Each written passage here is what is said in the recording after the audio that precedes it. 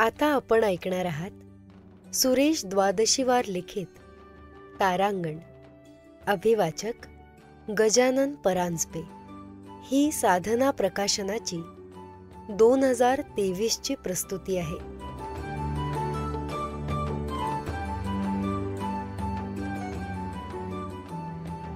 सुरेश भट.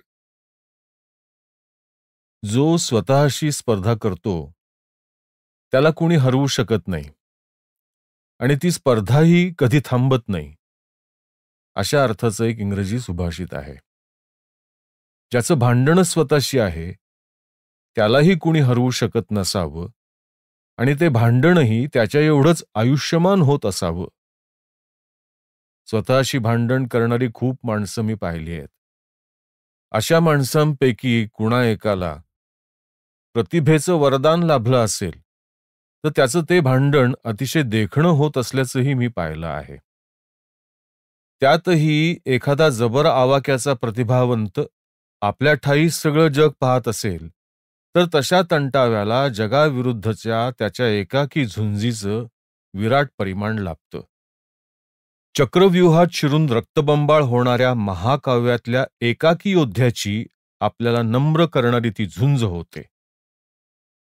त्या झुंजीतल्या विजया एवढाच त्याचा पराजयही भव्यदिव्य होतो. कधी तो मी म्हणून जिंकतो, कधी जग म्हणून जिंकतो. दोन्ही विजय त्याचे, दोन्ही पराजयही त्याचेच.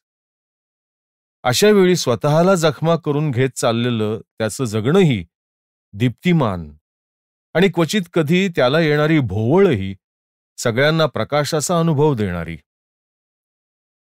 अशा विराट पातळीवरचा आत्मसंघर्ष स्थानिक स्तरावर जगणारा माझा जिव्हाळ्याचा माणूस होता सुरेश भट.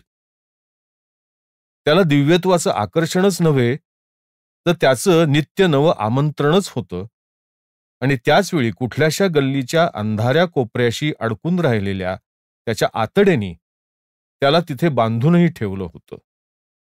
क्षणात तो वैश्विक व्हायचा आणि दुसऱ्याच क्षणी लोकल बनायचा. कविश्रेष्ठ सुरेश भट याच्या या क्षणात बदलण्याच्या रूपाचं मला कायमचं कुतूहल होतं. कवी म्हणून, माणूस म्हणून आणि त्याहून अधिक सदैव तंडत राहणारा पण प्रेमात अंतराय येऊ न देणारा मित्र म्हणून. तो भरभरून प्रेम करायचा, झडझडून राग करायचा, लोभात आला की कवितेतून बोलायचा आणि संतापला की त्याची भाषा ठिणग्यांची व्हायची. शिवाय त्याचा मूड कधी बदलेल याचा नेम नसायचा. त्याच्या 60व्या वाढदिवशी मी त्याच्यावर एक अग्रलेख लिहिला. त्याच्या माझ्या संबंधांची माहिती आणि उत्सुकता असल्यामुळे तो अग्रलेख आपण सगळ्यांच्या आधी वाचावा असं ठरवून हृदयनाथ मंगेशकरांनी मला आणि मनोहर म्हैसाळकरांना रात्री 2:30 वाजताच प्रेसमध्ये नेलं. छापून निघणाऱ्या दैनिकाच्या नव्या चळतीमधली गरमागरम प्रत काढून हृदयनाथांनी ती उभ्या उभ्या छपाई यंत्राजवळच वाचली आणि माझ्याकडे वळून ते म्हणाले, वाह. पण त्या लेखातल्या एका विशेषणाने सुरेश तडकला. दिसत असला तरी मुळात तो तसा कसा नाही हे त्यांनी भडकून जाऊन सगळ्यांना ऐकवलं. मग काही दिवस त्यांनी माझ्याशी बोलणं टाकलं. मी केलेलं वर्णन त्याच्या गौरवात भर घालणारं आहे हे मंगेशकरांनी सांगूनही तो त्याच्या वैतागावर ठाम होता. खूप आधीची एक गोष्ट आहे. मुंबईतल्या माझ्या एका डॉक्टर स्नेहाकडे कविवर्य बाभ बोरकर मुक्कामाला होते आणि मुंबईचेच एक मान्यवर कवी त्यांना म्हणजे बोरकरांना आपल्या गझला ऐकवत होते. बाकीच्या श्रोत्यांमध्ये ते डॉक्टर दाम्पत्य, माझी पत्नी आणि मी होतो. बऱ्याच रचना ऐकून झाल्यावर त्या कवींनी बोरकरांकडे अभिप्रायाच्या आशेने पाहिलं. बोरकरांनी आपला अभिप्राय टाळून आणि माझ्याकडे वळून म्हटलं, कशी वाटली ही गझल तुम्हाला? गझलेच्या प्रांतातलं किंवा एकूणच कवितेच्या क्षेत्रातलं फारसं काही न कळणारा मी क्षणभर भांबावलो. मनात सुरेशची गझल होती. त्याच्या आग्रहाने काही उर्दू गझलकारांच्या रचनाही वाचल्या होत्या. मी भीत भीत म्हणालो, आत्तापर्यंत आपण ऐकली ती अतिशय देखणी कविता होती. मात्र मी तिला गझल म्हणणार नाही. त्यावर ते गझलवाले कवी अस्वस्थ होऊन म्हणाले, तुम्ही भटांची गझल ऐकली असणार. मी होकारार्थी मान हलवली तेव्हा ते म्हणाले, तो माणूस चांगला नाही. मी म्हणालो, नसेल, पण त्याची गझल मोठी आहे आणि त्याला आपला इलाज नाही. जरा वेळाने ते गृहस्थ गेले तेव्हाही त्यांचा चेहरा ताणलेलाच होता. पण बोरकर मात्र प्रसन्न हसत म्हणाले, तुमचा अभिप्राय अचूक होता. त्यांनी कविताच गझलच्या रूपात लिहिली आहे. मग सुरेशच्या गझलांविषयी बोलताना बोरकर म्हणाले, गझल या काव्य प्रकाराचा आवाकाच मोठा आहे. अध्यात्मापासून प्रेमापर्यंत आणि युद्धापासून शांततेपर्यंत कोणत्याही विषयाचं तिला वावडं नाही. हे विषय लीलया हाताळण्याचं कसब कवीच्या उंचीतून येतं. या समाजाशी असलेल्या त्याच्या बांधिलकीमधून ही उंची त्याला प्राप्त होते. भटांचा आवाका असा मोठा आहे. मलमली तारुण्यापासून आयुष्याच्या मशाली करण्याच्या आवाहनापर्यंतची झेप त्यांच्या प्रतिभेला सहजपणे घेता येते. एका साहित्यिकानी दुसऱ्या साहित्यिकाची भलावण उपहासानी करण्याच्या आपल्या वाङ्मयीन संस्कृतीमध्ये बोरकरांसारख्या ज्येष्ठ कविवर्यांच्या तोंडून आपल्या कविमित्राची अशी तोंडभरून स्तुती ऐकताना मी आणि माझी पत्नी भारावून गेलो. असा एक अनुभव रत्नागिरीच्या अखिल भारतीय मराठी साहित्य संमेलनातला आहे. मुळात या काळात मी मनातून सुरेशवर त्यांनी संमेलनाविषयी लिहिलेल्या एका लेखामुळे आणि तो लेख रत्नागिरीच्या दैनिकात नेमक्या वेळी छापून येईल याची काळजी घेतल्यामुळे जरा रुष्टच होतो. या सुरेश भैयाला हे असं ऐन समारंभ प्रसंगी वाकड्यात शिरायला का सुचतं असं मनात आलं होतं. आणि तोच विचार करत माझ्या इतर स्नेह्यांसोबत मी तिथल्या विशाल ग्रंथदिंडीत सामील झालो होतो. आजवर मी खूप ग्रंथदिंड्या पाहिल्या, पण रत्नागिरीसारखी सुरेख आणि शिस्तबद्ध दिंडी तोवर पाहिली नव्हती. शाळेतल्या मुलामुलींपासून थोरा मोठ्यांपर्यंत अक्षरशः सहस्रावधी माणसं त्यात सामील झालेली होती. या दिंडीत वारकऱ्यांचा उत्साह आणि भक्तिभाव होता. एका भव्य रथावर महात्मा फुले, लोकमान्य टिळक, राजर्षी शाहू, स्वातंत्र्यवीर सावरकर आणि डॉक्टर बाबासाहेब आंबेडकर या मराठी पंचायतनाची भव्य तैलचित्र मांडली होती. आणि सगळा गाव डोळ्यात कौतुक घेऊन रस्त्याच्या दुतर्फा उभा झाला होता. तशात अकस्मात दिंडी शांत झाली. जरा वेळाने हलगी वाजायला लागली. मुलामुलींनी लेझिम टिपऱ्यांचा ताल धरला आणि एकाकी सगळी दिंडी गायला लागली. गे माय भू तुझे मी फेडीन पांग सारे, आणीन आरतीला हे सूर्य चंद्र तारे. माझ्या अंगावर रोमांच उभं राहिलं. माझ्या सोबत असलेल्या स्नेहांच्या डोळ्यातही अश्रू उभे राहिले. त्यातला एक जण म्हणाला, कुठे आपला सुरेश तिकडे तंडत बसलेला आहे आणि इथे ही मुलं त्याची कविता बघ केवढ्या अभिमानाने म्हणतायत. क्षणभर मलाही तसंच वाटलं. आपली कविता सहस्रावधी बालमुखांमधून उमटताना कवीनी पहावी आणि तशा अवस्थेतल्या कवीला आपण पाहावं असं मनात आलं. स्वतःशी मांडलेल्या भांडणामध्ये हा कवी आपल्या आनंदाचं सोडा, पण आपल्यावर प्रेम करणाऱ्या माणसांच्या आनंदाचंही केवढं मातेरं करतो असं मनात आलं. घरी परतलो तेव्हा सुरेश भैयाच्या मुलीच्या गौरीच्या लग्नाची पत्रिका आली होती. पत्रिकेवर कविश्रेष्ठांनी स्वतःच्या हस्ताक्षरात एक धमकी कोरली होती, लग्नाला ये, नाहीतर टिंब टिंब टिंब टिंब. या रिकाम्या जागेवर कोणताही आनंदी मजकूर सहज भरता यावा. वडिलांकडून सुरेशकडे मिळालेला वारसा एका श्रद्धाशील परंपरेचा होता.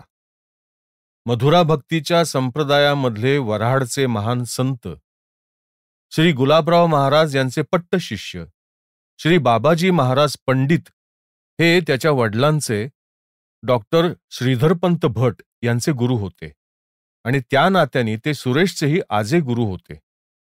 माझी या गीतात वेडे दुःख संतांचे भिनावे, ही आळवणी तो आपली म्हणून सांगत असला तरी तिच्यावरचा खरा अधिकार या संत परंपरेचा होता.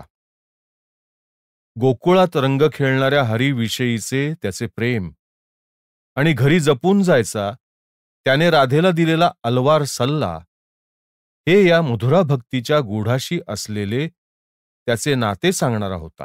प्रेम गडद झाले की त्याची भक्ती होते. सुरेशच्या कवितेतलं प्रेम असं गडद आहे. त्याच्या शृंगारगीतांमधली भक्ती शरणता देहभोगावर मात करणारी आहे. म्हणून त्याच्या कवितेतला प्रीतीच्या साक्षात्काराचा क्षण भोगाच्या पूर्तीचा आनंद क्षण होत नाही. अमृतमय मी, अमृतमय तू, तनमन अमृत बनले ग, असा अनुभव देणारा तो आत्मपूर्तीचा क्षण होतो. त्याची बहुतेक प्रेमगीतं मर्त्य आणि देहधारी स्त्री पुरुषांची असण्यापेक्षा अमृताचं आयुष्य वाट्याला आलेल्या राधाकृष्णाची आणि गोपगवळणींची गीतं आहेत. त्यातला अनुभव पूर्णत्वाचा म्हणून तत्वज्ञानाच्या पातळीवर जाणारा आहे. तो तसा घेता यायला देहावर मन उभं व्हावं लागतं आणि त्यावर आत्मतेजाचा प्रकाश पसरावा लागतो. सुरेशच्या आई शांताबाई भट या अण्णासाहेब कर्व्यांच्या संस्थेची गृहीतगमा ही पदवी मिळवणाऱ्या, मार्क्सवादी विचारांवर श्रद्धा असणाऱ्या, दीनदलितांच्या उद्धाराचं ते तत्वज्ञान आहे असं मानणाऱ्या, सुरेशची कविता शोषित पीडितांच्या बाजूनी लढाईला उभी होताना त्याच्या आईने पाहिली असेल तेव्हा आपला श्रद्धा विचार असा हत्यार रूप झालेला पाहून तिने धन्यताच अनुभवली असणार. माझं हे मत सुरेशला मात्र फारसं मान्य होणारं नव्हतं.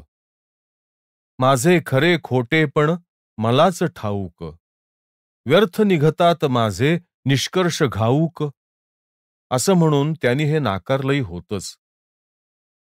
माणसांच्या मध्यरात्री हिंडणारा सूर्य मी, असा उद्दाम आत्मविश्वास मिरवणारा तो कलावंत होता आणि मी त्या क्षेत्रातल्या सूर्यांच्या उन्हापासून जीव बचावत सावली शोधणारा साधा माणूस होतो.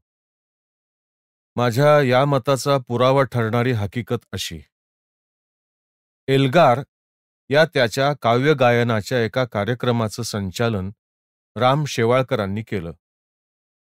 शेवाळकर गमतीने म्हणाले, सुरेश आणि मी कॉलेज जीवनापासूनचे दोस्त. आमच्यातला करार हा की आमच्या गुप्त गोष्टी आम्ही बाहेर सांगायच्या नाहीत. सुरेशनी हा करार अनेकदा मोडलेला आहे. आता मीही तो मोडतो. आजवर माझ्या कविता मी सुरेश भट या टोपण नावाने प्रकाशित करीत आलो आणि ही अशीच एक गुप्त गोष्ट आहे.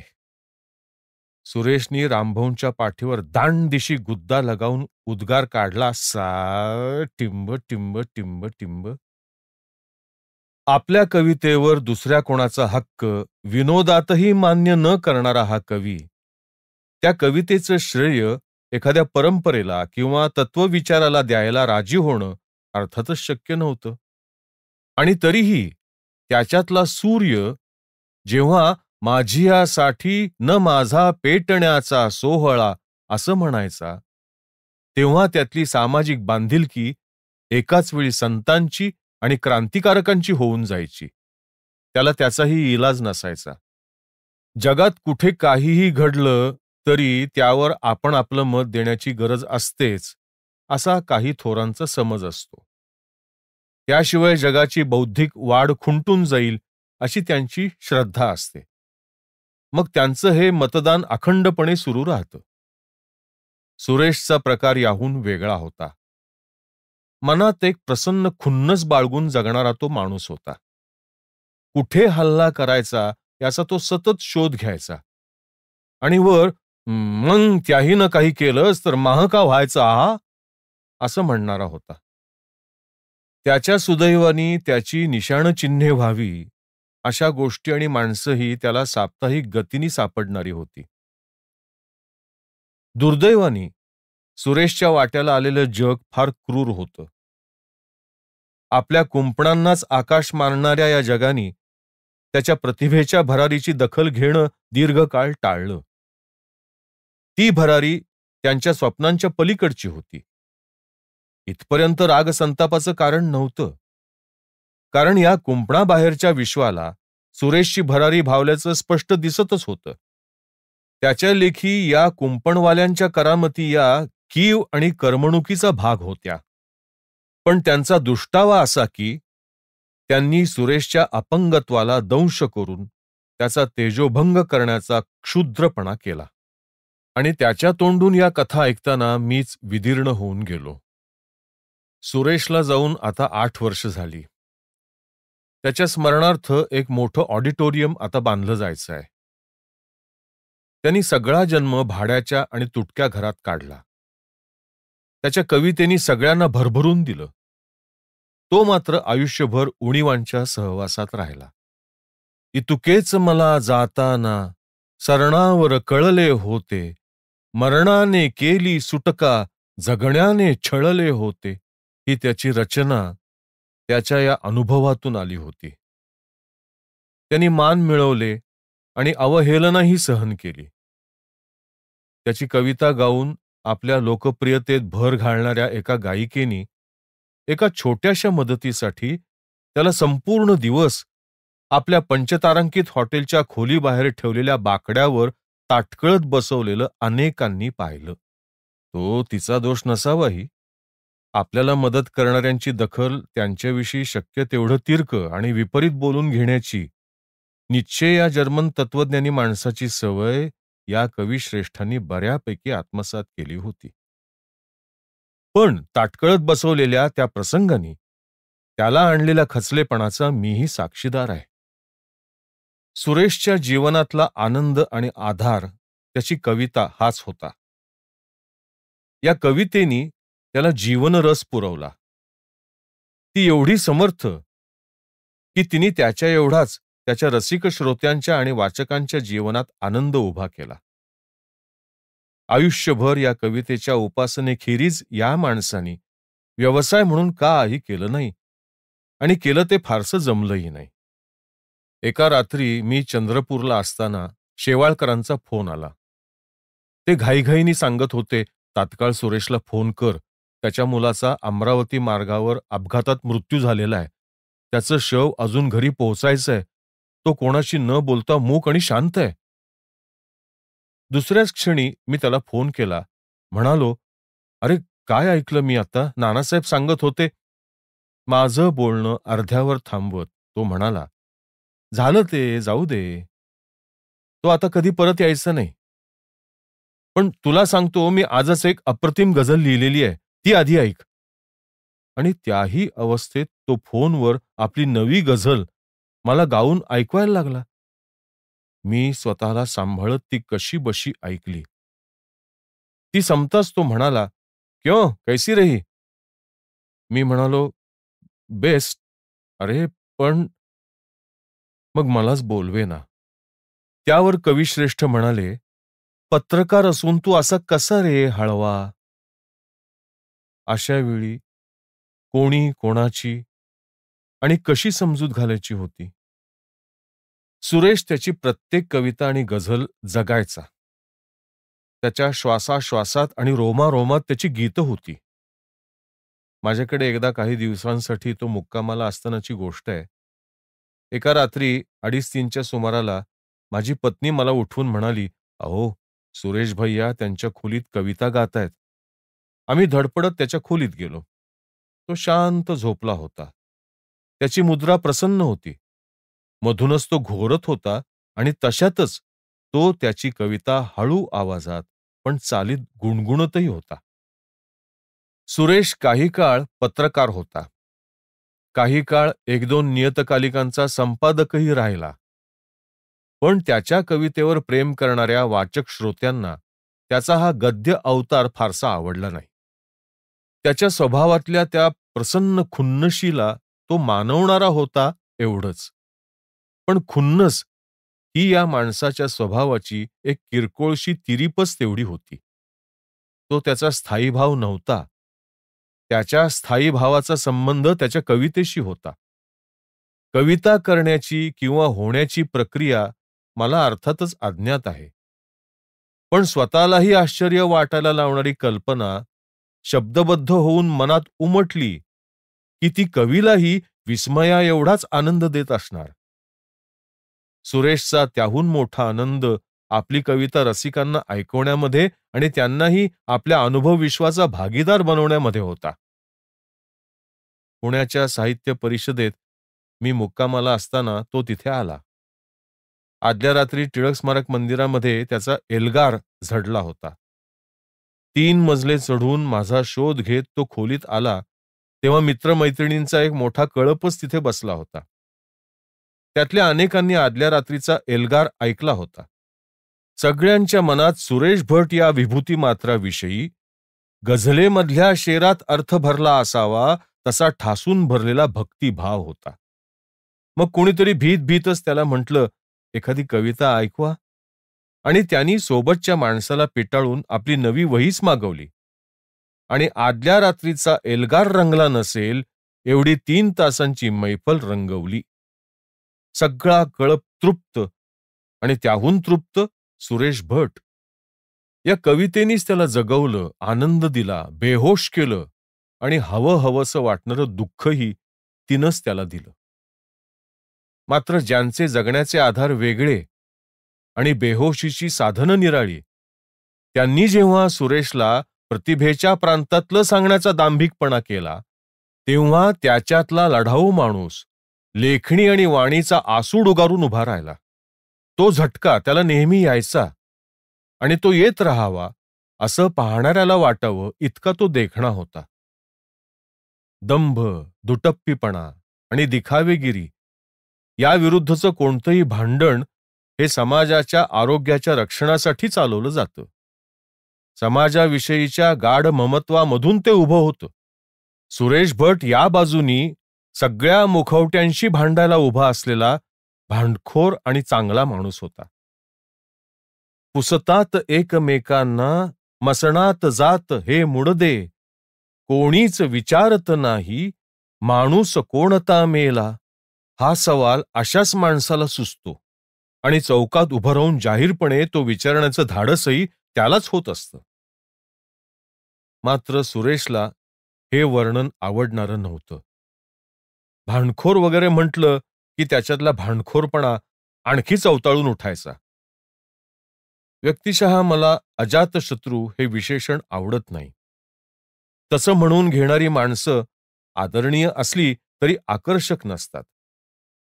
जे कशाशीही भांडत नाहीत, कशाच्याही विरोधात उभं राहत नाहीत, त्या चांगल्या वाईटाकडे समसमान भूमिकेने पाहणाऱ्या माणसांविषयीचा माझा आदर खूपदा अनुकंपेच्या जवळ जाणारा असतो.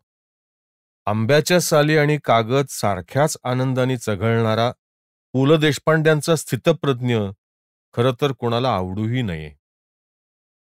सुदैवानी ज्या विरुद्ध चवताळून उठावं अशा खूप गोष्टी आपल्या अवतीभोवती आहेत. त्यात नित्य नव्या गोष्टींची भर पडते आहे. इथे दारिद्र्य दैन्याच्या जोडीला बऱ्यापैकी विषमता आहे. जातीयतेच्या बरोबरीने पोट जातीयतेची तिची पिलावळ आता वयात आली आहे. जळणाऱ्या लेकी सुनांची संख्या मोठी आहे. भ्रष्टाचार ईश्वरासारखा सगळं काही व्यापून शिल्लक राहणार आहे. शिवाय शहाणपणाच्या नावाने होणाऱ्या लाचार तडजोडी आहेत. बेफिकिरीच्या नावाने चालणारं आंधळं निबरपण आहे. मख्ख आणि निष्क्रिय संदेश उपदेशांचे ढोंगी उपचार आहेत. आणि मुत्सद्देगिरीच्या नावाने चालणारं कातडी बचाऊपणही आहे. एवढं सगळं चांगलं क्षेत्र असताना जे लढा भांडायचं सोडून घराची सुरक्षित वाट धरतात, त्यांच्याविषयी कसलं आकर्षण आणि कसला आदर. सुरेश भट नावाचा माणूस भांडायचा, त्याच्यातला कवी भांडायचा. या रणक्षेत्रात कवितेचं हत्यार घेऊन एकट्याने सगळ्यांना आव्हान देत उभा व्हायचा. चांगले 2 हात करायचा.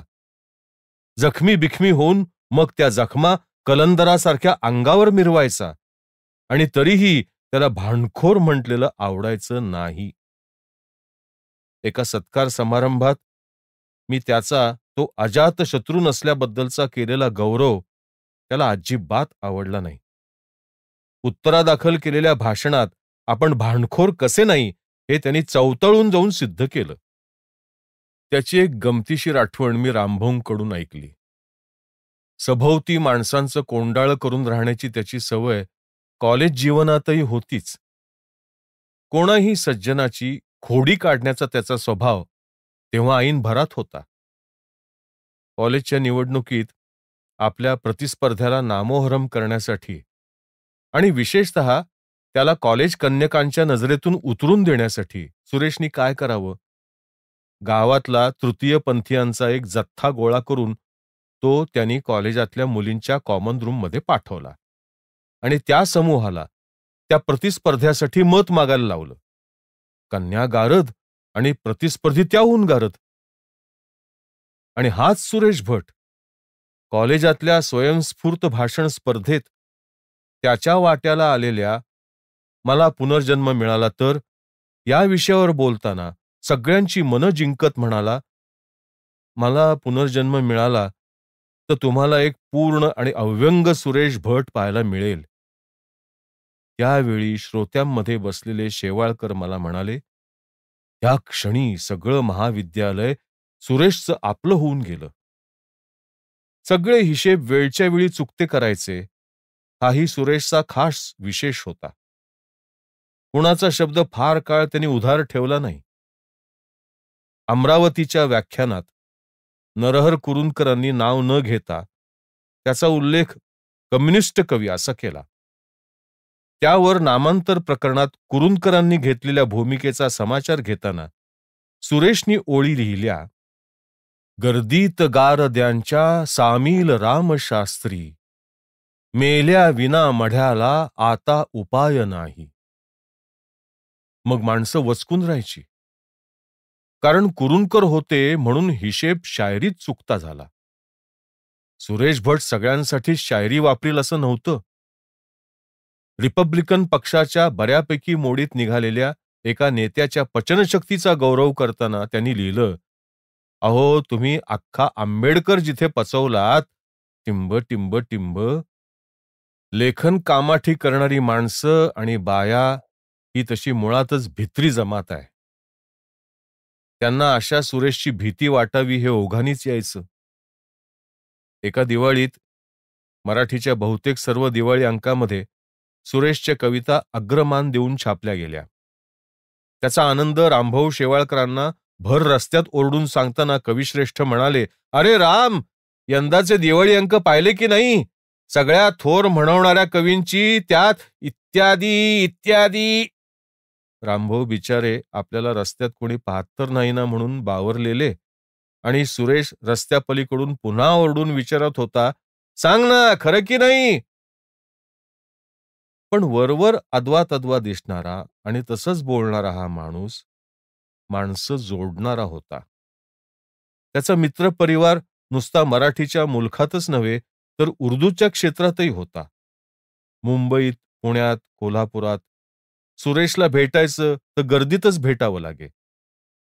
माणसं त्याला नुसती जपत नसत, त्याचे लाड करत असत. आणि झोपडपट्टीत आयुष्य काढणाऱ्या तरुणांचाही त्यात भरणा असे. सुशील कुमार शिंदे यांनी सांगितलेली सुरेशची आठवण त्याच्या चाहत्यांचं वर्तुळ दाखवणारी आहे. यशवंतराव चव्हाण, शरद पवार आणि शिंदे कराडहून पुण्याला मोटारीने येत होते. पुढल्या जागेवर बसलेल्या शिंद्यांनी सुरेशची एक कविता गुणगुणायला सुरुवात केली. यशवंतराव म्हणाले, जरा मोठ्याने म्हण.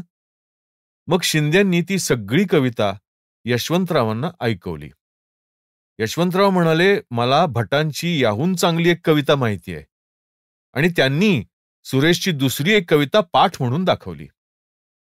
पुढच्या सगळ्या प्रवासात शिंदे आणि यशवंतराव एकमेकांना सुरेशच्या कविता ऐकवत राहिले. शंकरराव चव्हाणांच्या करड्या दिसणाऱ्या व्यक्तिमत्वात कवितेला जागा असावी असा आरोप प्रथम दर्शनी तरी कुणाला करता येणार नव्हता. पण त्यांनाही सुरेश भट मुखोद्गत होता आणि हे वृत्त आजही एका राज्यव्यापी अचंब्याचा विषय व्हावा. सुरेशचा अनेकांवर राग होता आणि अनेकांचा त्याच्यावरही राग होता. तो तसा राहावा असा त्याचा प्रयत्नही असायचा.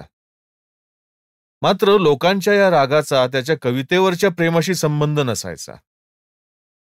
मुळात त्याच्यासारख्या ढगळ प्रकृतीच्या आणि तेवढ्याच ढगळ पोशाखात वावरणाऱ्या, या पोशाखाचे रंगही एकमेकांशी मारामारी करायला निघालेले, तर ढगळ पोशाखात वावरणाऱ्या या माणसाला एवढी मुलायम कविता स्फुरते तरी कशी, हा अनेकांच्या मनातला तिढा. त्यातून त्याचं भन्नाट बोलणं सुरू झालं की कविता लिहिणारे सुरेश भट बहुधा दुसरेच कुणी असावेत असंच कुणाही सभ्य माणसाला वाटावं. ते बोलणं नुसतं भन्नाटही नसायचं, आज्ञार्थक असायचं. ते तुम्ही ऐकलंच पाहिजे अशी त्यात सक्ती असायची. त्यात पुन्हा तुमचं बोलणं त्यांनी ऐकलं पाहिजे असा आग्रह तुम्हाला धरता यायचा नाही. कारण सुरेश कवी होता. त्याची लहर बोलण्याची असली तर तो बोलणार, क्वचित कधी ऐकण्याची असली तर थोडं ऐकणार, नाहीतर एरवी तो तुम्हाला बोलूच द्यायचा नाही. पण बोलताना एखादं वाक्य त्याच्या तोंडून असं यायचं की ऐकणाऱ्याला मोत्याचा सर लाभल्याचं समाधान मिळावं. एकदा त्याचं एक अनाकलनीय पत्र आलं. या आठवड्यात येऊन भेट असा त्यात आदेश होता. भेट झाली नाही तर त्याचा पश्चाताप आपल्या दोघांनाही पुढे आयुष्यभर होत राहील, असं एक गूढरम्य वाक्य त्यात होतं. मी गेलो. नेहमीप्रमाणे गप्पा झाल्या. मी विचारलं, ते वाक्य कशासाठी? कविश्रेष्ठ म्हणाले, काही नाही रे, तुझ्याशी बोललो नव्हतो खूप दिवसात म्हणून. एकदा एका पत्रात लिहिलं होतं, रावण झालास तरी चालेल पण हनुमान होऊ नकोस. आयुष्याची अखेरची काही वर्ष आपल्या असंख्य अनुयायांना सोबत घेऊन मराठीचा सगळा प्रांत गझलेच्या झेंड्याखाली आणण्याची मोहीम त्यांनी हाती घेतली होती. त्यासाठी गझलेच्या बाजूनी मूळाक्षर ते बाराखडी पर्यंतचं सगळं जय्यत तयार केलं होतं. महाराष्ट्राच्या कानाकोपऱ्यातून अक्षरशः शेकड्यांनी तरुण मुलं आणि मुली आपल्या रचना त्याच्याकडे पाठवत. सुरेश त्या सगळ्यांना उत्तर द्यायचा, त्यांच्या रचनांमध्ये सुधारणा सुचवायचा आणि प्रोत्साहन द्यायचा. या उपक्रमांनी अनेक नवे आणि चांगले गझलकार महाराष्ट्राला मिळवून दिले. सगळ्या कवी संमेलनांमधून सुरेशच्या या गझल दिग्विजयाची चिन्ह दिसायला लागली आणि अनेक नेमस्त समीक्षकांना आता हे जरा आवरा असं सांगण्याची गरज वाटायला लागली. पण त्याच्या उत्साहाला सीमा नव्हती आणि गझलेच्या पिकाला मोसमही अनुकूल होता. गझल हा काव्यप्रकार मूळचा अरबी. त्या भाषेतून तो फारसीत आला, तिथून उर्दूत. हा सगळा प्रवास 400 वर्षांपूर्वीचा. आज गझल तुर्की, पंजाबी, सिंधी, पुश्तू आणि हिंदीत लिहिली जाते. व्रज आणि भोजपुरीतही तिने अवतार घेतलेला आहे. 50 एक वर्षांपूर्वी ती गुजरातीतही स्थिरावली. या तुलनेने मराठीतच तिचा स्वागत स्वीकार जरा उशिरा झाला. आरंभीचे गझलकार गझलेच्या साच्यात आपल्या कविताच बसवत. अजूनही हा प्रकार चालू आहे, पण मराठीत गझल या काव्य प्रकाराला स्वायत्त आणि स्वयंपूर्ण दर्जा मिळवून देणारा गझलकार सुरेश भट हा आहे. याविषयी मात्र कोणाच्याही मनात शंका राहू नये. फिराक गोरखपुरींनी म्हटलंय की रानकुत्र्यांच्या भीतीने पळालेली हरिणी जाळीत अडकावी आणि नेमकं तेव्हाच तिच्यासमोर शिकाऱ्यांनी येऊन ठाकावं. अशावेळी तिच्या कंठातून जो आर्त चित्कार उमटेल तो म्हणजे गझल. गझल ही बोलकी वेदना आहे, तो करुणेचा आवाज आहे, प्रेम आणि समर्पणाचं आवाहन आहे. सुरेशचं सामर्थ्य हे की त्यांनी गझल लढाऊ होऊ शकते हे सिद्ध केलं. गझल ही केवळ बोलकी वेदना नाही, ते लढाऊ हत्यार आहे आणि हे हत्यार सहस्रावधी दीनदुबळ्यांच्या वतीने अन्यायकारी व्यवस्थेविरुद्ध प्रभावीपणे चालवता येतं हे त्यांनी दाखवलं.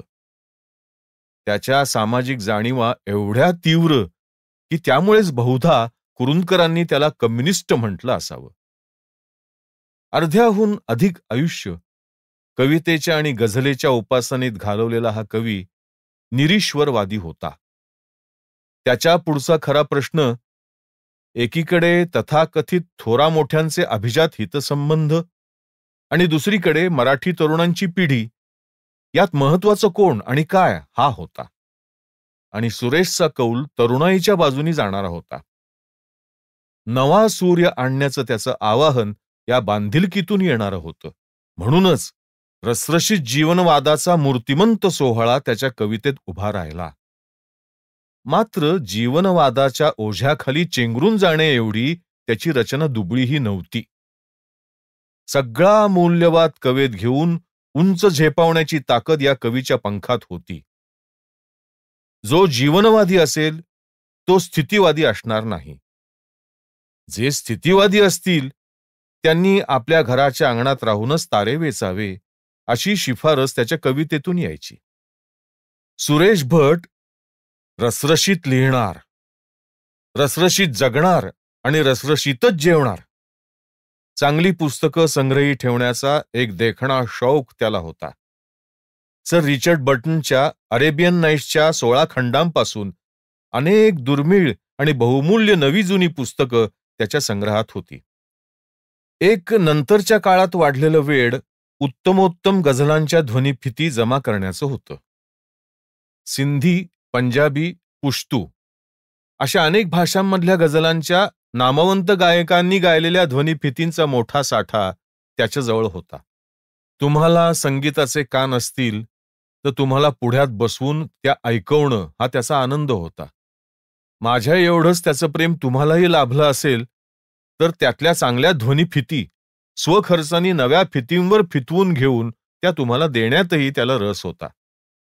पण त्यासाठी तुमच्या घरी असलेला टेप रेकॉर्डर त्याच्या घरी असलेल्या टेप रेकॉर्डर एवढा दर्जेदार असावा अशी त्याची अट होती. मात्र या सगळ्या शौकांमधला त्याचा राजस शौक तब्येतीने जेवण्याचा होता. त्याचं जेवण हा त्याच्या मित्रांच्या चर्चेतला नित्याचा चवदार विषय होता. जेवण सामिष असो नाहीतर साधं, तो अत्यंत चवीने जेवणार. आवडलं तर चांगल्या गझलेतल्या प्रत्येक शेराला द्यावी तशी प्रत्येक घासाला दाद देणार आणि स्वयंपाक करणाऱ्याला किंवा करणारीला तृप्त आशीर्वाद देणार. एकदा एका मारवाडी मित्राच्या हॉटेलात आम्ही जेवत असताना सुरेशनी त्या मित्राला खडसावलं, मारवाडी हॉटेल असून तुमच्या इथे कांजीवडा कसा नाही? ये बात बराबर नाही. मित्र म्हणाला, संध्याकाळपर्यंत थांबा, कांजीवडा बनवतो. पण कविश्रेष्ठांजवळ कांजीवडा बनवण्याच्या पाकक्रियेचं सगळं शास्त्रीय अध्ययन असल्यामुळे त्या मित्राला अडवत तो म्हणाला, 7-8 तासात कांजीवडा कसा बनेल? आणि त्यांनी माझ्या मित्राला कांजीवड्याच्या सिद्धतेची सगळी प्रक्रिया तपशिलासकट सांगितली. मित्र म्हणाला, उद्या थांबा आणि कांजीवडा खाऊनच जा. कविश्रेष्ठ कांजीवड्यासाठी मुक्काम करून थांबले. दुसऱ्या दिवशीच्या कांजीवड्यावर तो खुश आणि मी त्याच्या आग्रहापायी बेजार. एक दिवस रात्री एका बऱ्यापैकी हॉटेलात जेवून आम्ही घरी परतलो. बराच वेळ गप्पा झाल्या. रात्री 1:30चा सुमार असावा. माझ्या पत्नीकडे वळून कविश्रेष्ठ म्हणाले, जया, आता मी सांगतो तसं खमंग फोडणीचं वरण आणि गरम फुलके बनव. नागपुरातल्या एका बड्या हॉटेलात जेवताना ऑर्डर देऊन मागवलेली एक डिश त्यांनी 3दा परत केली. सोबतचे लोक ओशाळून चुळबुळू करायला लागले. त्यांच्यावर गरजताना तो म्हणाला, अरे घरी फुकट जेवताना आपल्या मिजाशी चालतात. इथे या डिशला आपण चांगले 500 रुपये मोजलेत. पैसा मोजून काही खायचं काय? असा हा आमचा कविमित्र कीर्तीच्या शिखरावर असताना गेला. संपूर्ण महाराष्ट्रात त्याच्या चाहत्यांचा परिवार पसरला असताना, त्याच्यावर जीव टाकणाऱ्या तरुण तरुणींचा मोठा वर्ग त्याच्यासोबत असताना आणि समाजातल्या उच्च पदस्थांपासून सगळ्या स्तरांपर्यंत त्याची पाठराखण करणारी माणसं असताना तो गेला. साहित्याच्या वर्तुळात त्याची बऱ्यापैकी दहशत होती. मात्र एवढं सगळं असून सुरेश अखेरपर्यंत अस्वस्थ होता. स्वतःशी असलेलं त्याचं सनातन भांडण संपलं नव्हतं. संपूर्ण समाधान, पूर्ण तृप्ती त्याला मिळू नये हेच त्याचं प्राक्तन असावं. आणि त्यांनी असं अतृप्त आणि असमाधानी राहावं ही आपलीही सांस्कृतिक गरज असावी. जेम्स मिल म्हणाला, डुकराच्या समाधानाहून अरिस्टॉटलचे असमाधान श्रेष्ठ आहे. अरिस्टॉटलचं असमाधान तत्वज्ञान जन्माला घालत असतं आणि मागाहून येणाऱ्या अनेक पिढ्या त्या तत्वज्ञानावर पोसल्या जात असतात. एखाद्या प्रतिभावंताचं अस्वस्थपण तारकांचं लावण्य घेऊन येणाऱ्या देखण्या कविता जन्माला घालत असेल तर ते तसंच कायम राहावं असंच आपणही नाही का म्हणणार? सुरेश माझ्याहून 12 वर्षांनी वडीलधारा, पण माझे त्याचे संबंध आरंभापासून अखेरपर्यंत एकेरीचे राहिले. एका समारंभात मी त्याचा मान राखत तुम्ही आम्ही सुरू केलं तेव्हा तो डाफरून म्हणाला, गेलास का दूर? आता तो नाही. त्याची कविता आहे.